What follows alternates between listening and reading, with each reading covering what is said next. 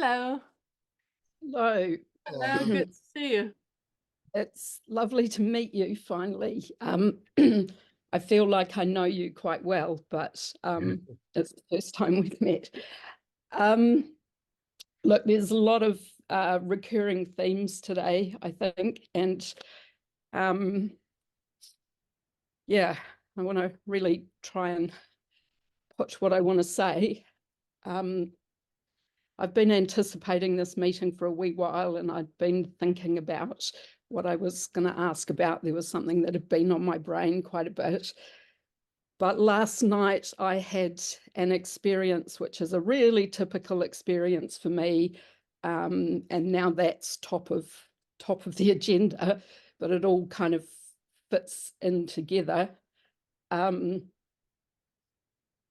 So last night I was at a public meeting and I got up and spoke, and then immediately afterwards, I'm like, oh, damn, I didn't even say the main thing that I was going to say.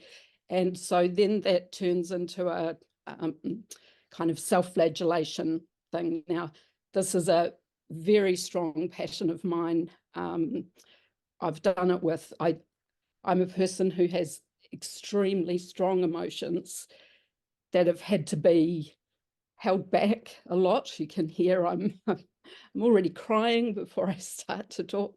And I've recognized in my life, I've done a lot of self-work and stuff, and I've recognized that my thought patterns exacerbate my feelings, and then it just gets into that vicious cycle and it gets more and more and more.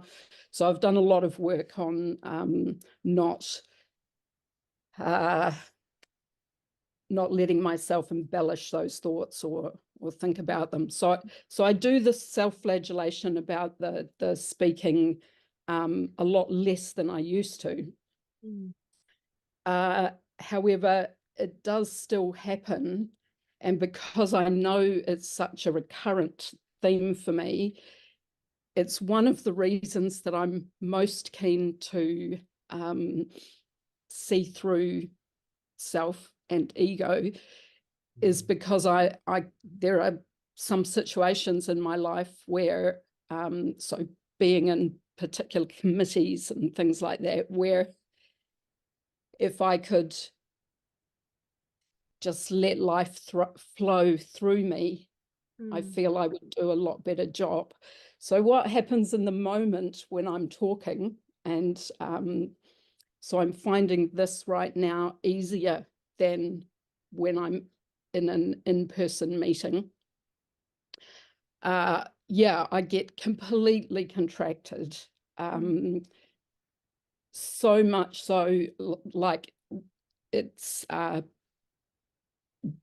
the nervousness that you can see in me now is probably tenfold when I'm speaking to people in person in a group, which makes it very difficult physically to talk.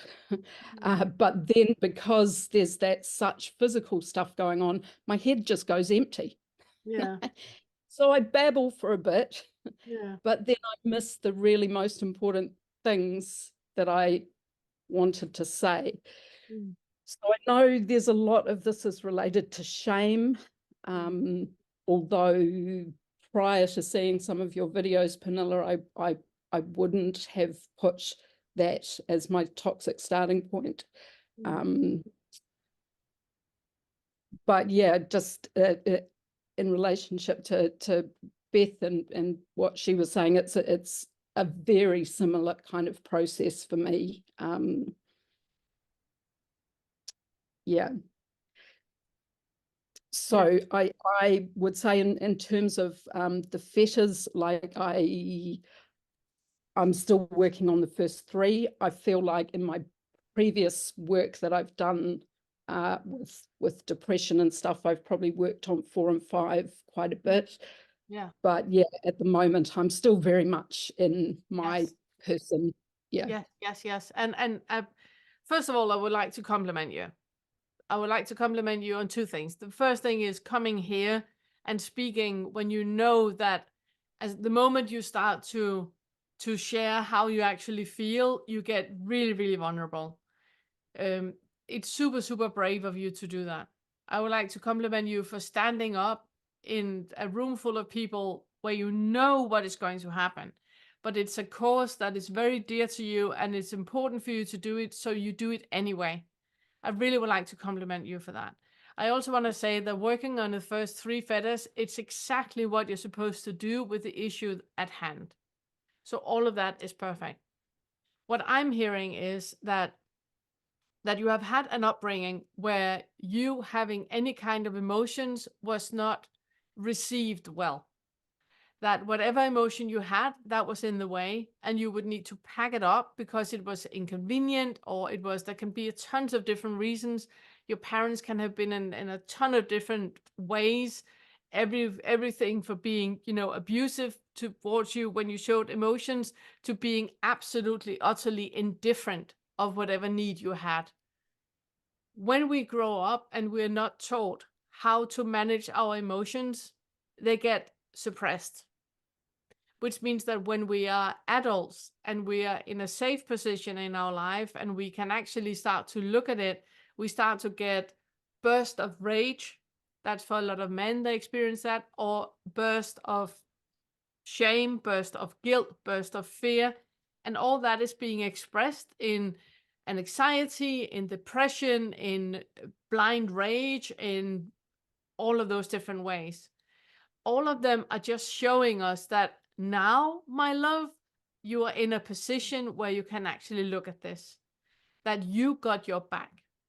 And I love that you're doing that. I really, really love that. I think it's so commendable. Is that, yeah, it's so commendable that you're doing that. I really, really love that. What you talk about when you're that again, there are 2 things, and I'm sure you're gonna address one of them.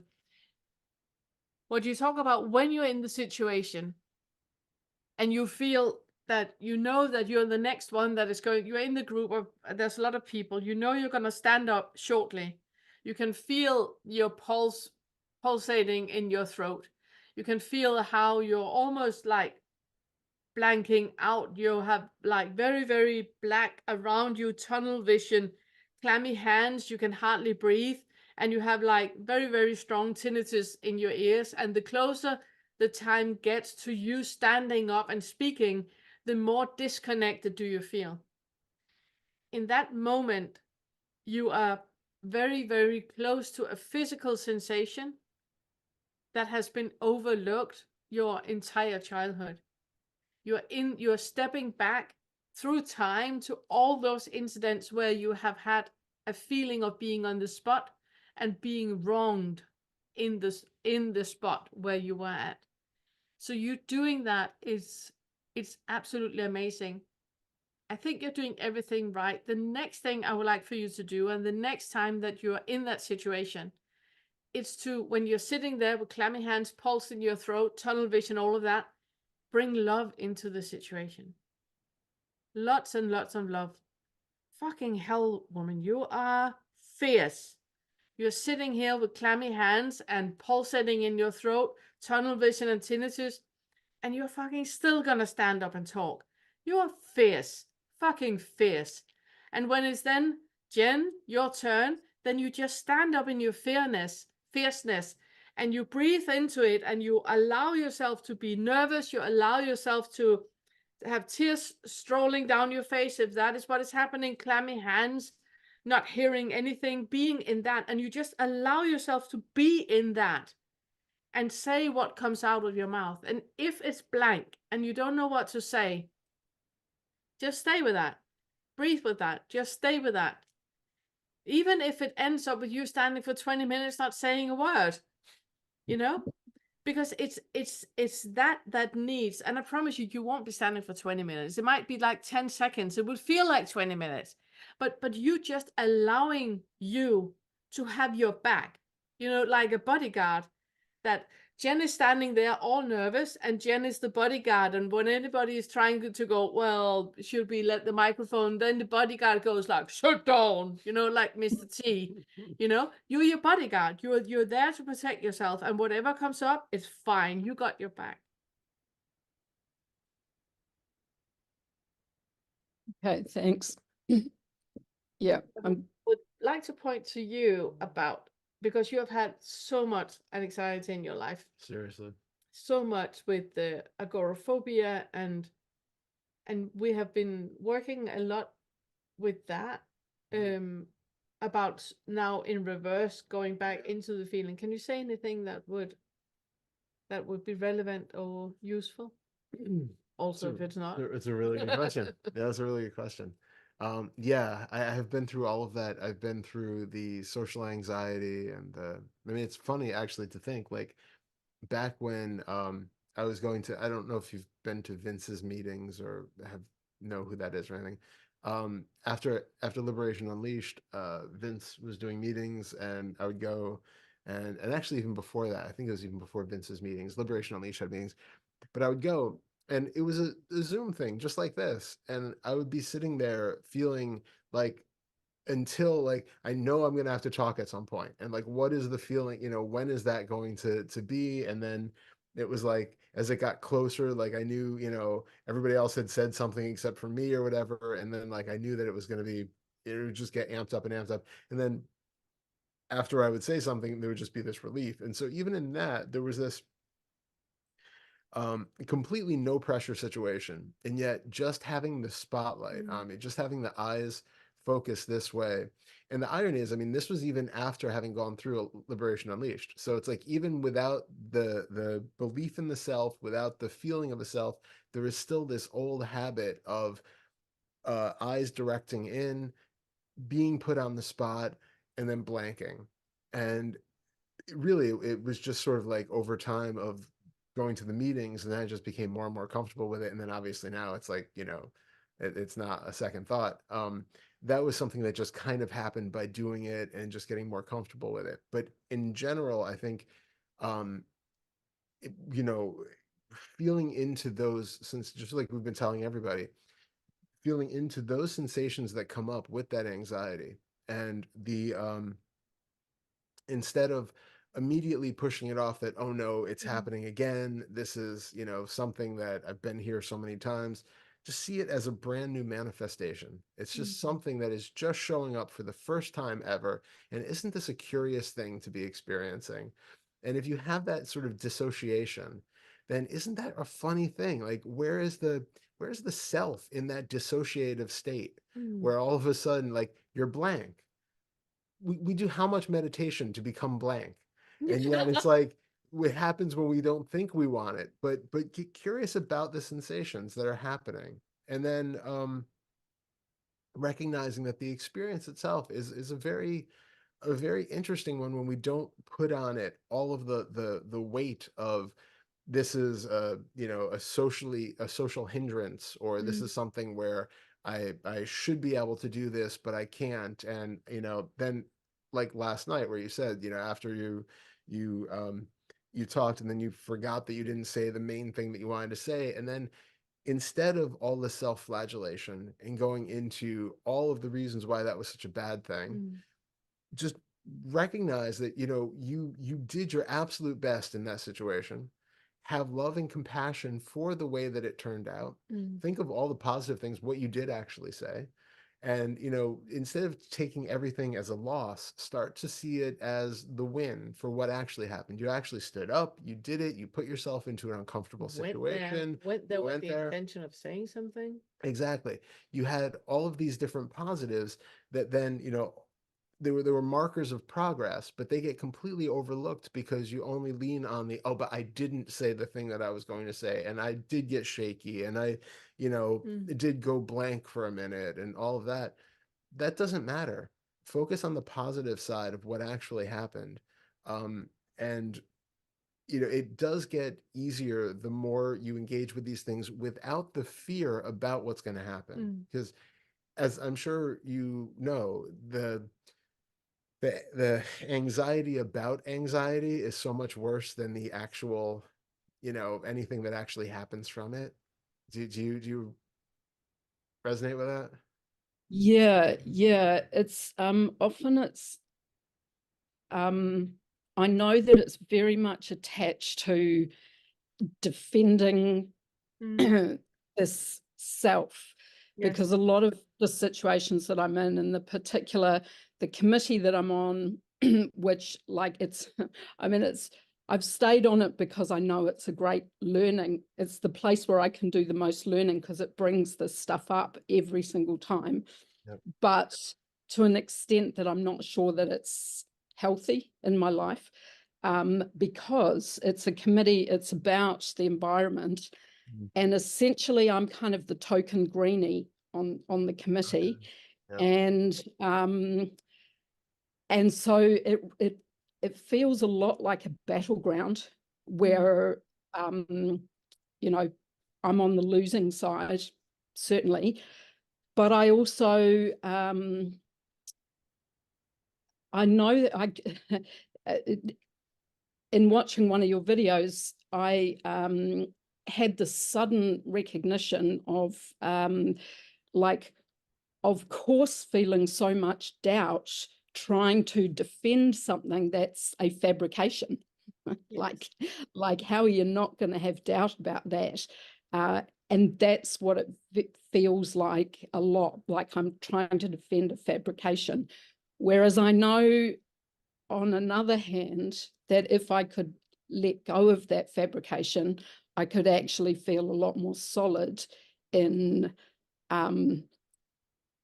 who I really am so it's that that's kind of the main things around. And then in the aftermath of doing any talking in those situations, it's the feeling of that I didn't do a good enough job, that I'm not enough, that I'm a bit rubbish. Yeah. Oh, No, sorry. you No, go. You ahead. go first. Oh, okay. Well, the first question I was going to ask is, do you feel embarrassment for that emotionality? Because you said you're a very emotional person, you get that shakiness. Is there? Um, like I've gotten over the embarrassment enough to do the talking in spite of that. But these are situations where that kind of emotionality is not openly welcomed. So, for example, I mean, I feel a lot more comfortable here now. Yeah. Well, go ahead, and then I'll No, kick but in. yeah, but no, it was just a part that you said about before, with standing in the situation and knowing that that is the first time that you are in that situation with that manifestation happening right now. Because when you have an idea of this always happens, that's a lie. It doesn't. This is the first time that you are in that committee talking about this topic yesterday. That was the first time you were in that committee talking about that topic, having the blanking out when that happened, feeling afterwards that you didn't get your message across. All of that was the first timer. And you might say, no, I've been in that committee for 5 years. It happens every single time. But every single time is still the first time that is happening. We just believe in that linearity that is actually not there. And there's a lot of identification in that linearity. That if you really truly see that this moment that you're standing and speaking in the committee, it is brand new. And there is no, it's what you talked about with when there's no identification with the topic and no identification with it, that if you really know that this is a brand new topic, it's a brand new I standing talking here in front of the committee, it's a brand new experience, everything that is happening right now has never ever happened before, and this moment is different, and this moment is different, and this moment is different. It brings you a calm because there's no expectation to any outcome. And whatever you said yesterday was what you were supposed to say yesterday. It's just an afterthought that you should have said something else. You clearly shouldn't. If you should, you would have. It's like you pretend that there's like a parallel universe where Jen said all the brilliant things at the committee meeting. That doesn't exist. You said exactly what you were supposed to say. The seeds that you planted in the other ones, even though you might just be, a trophy member, it's a token member, as you call it. You still said the things that were the exact seeds at that moment that were supposed to happen. There's no parallel universe where you said all the right things. This is what is, Do you know what I mean? Yeah, I do. And that's actually the brand new idea that's really helpful. Yeah. Yeah. And I would just Yeah. say also, because it's such an emotionally loaded topic, like there's a lot of passion behind it because we feel like there's a lot at stake, right? Yeah. So when you go into that, especially if you're kind of the token voice of environmentalism and yeah. green side of things, I'm sure you feel that weight. Like you have the pressure of, the entire environment and all the animals and all the, everything is on your shoulders in that moment. But it helps to get some perspective from that and recognize that it's one conversation in one committee, and that most likely the entire fate of the world does not rest on your shoulders alone. And so getting some perspective from There are that. thousands of committees Yes. with another thousands of brothers and sisters standing and being just as nervous and doing exactly the same. It's a choir of people that are standing right next to you and saying the same thing. So you are allowed to be nervous. Yep. But also recognize that you can breathe Yeah. and you can relax, and that we are all deeply thankful for what you're doing, but that you can, it's not all on you alone, and that it's okay. Yeah. I love that. Thank you. I do know that. I've done a lot of stuff as well about, that I can work in this little space, but not the whole world. Yeah. But it's Yeah. like the same sort of thing that we do where from Beth being not the best painter in the world, so she's a rubbish painter, to I know I'm just trying to do my best for the environment in this little committee, but yet we can just make it into this huge thing, just like any other little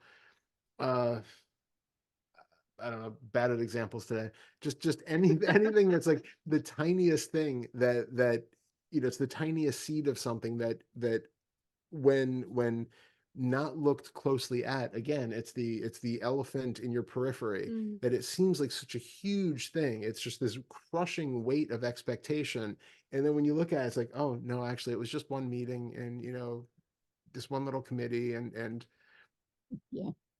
it kind of dissolves. It's a bit like our motto for everything Todd and I do with our YouTube channels, with the Awakening curriculum, with all the meetings, with all the inquiries and all of that. Our motto for it is saving the world one awakening at a time. And it's that having a greater, how can I say it? Not goal, but a greater vision that we go from, but knowing that it's completely out of our hands and it's just one little seedling that we can plant in what we're doing, but it's still in that direction that we go. It's the same you're doing with your committee, that it's you're part of a bigger wave that is moving. So you're allowed to have clammy hands and tunnel vision and go blank. And on a purely practical level, I don't know, have you tried putting yourself in a mental situation where you are seeing yourself standing in front of all of these people to feel that sensation, and then practicing like your talking points and the things that you're going to do? It's kind of funny when if I imagine it, it goes much better. Yeah. Imagine But it I also know that I yeah, but spend but far if too much time thinking about it sometimes. Yeah, but imagine it when you are in situations where you feel a bit out, because normally when we imagine that, we're in the quiet and solitude of our home, we have all the things around us, we have surplus, a hairbrush in our hand and in front of the mirror.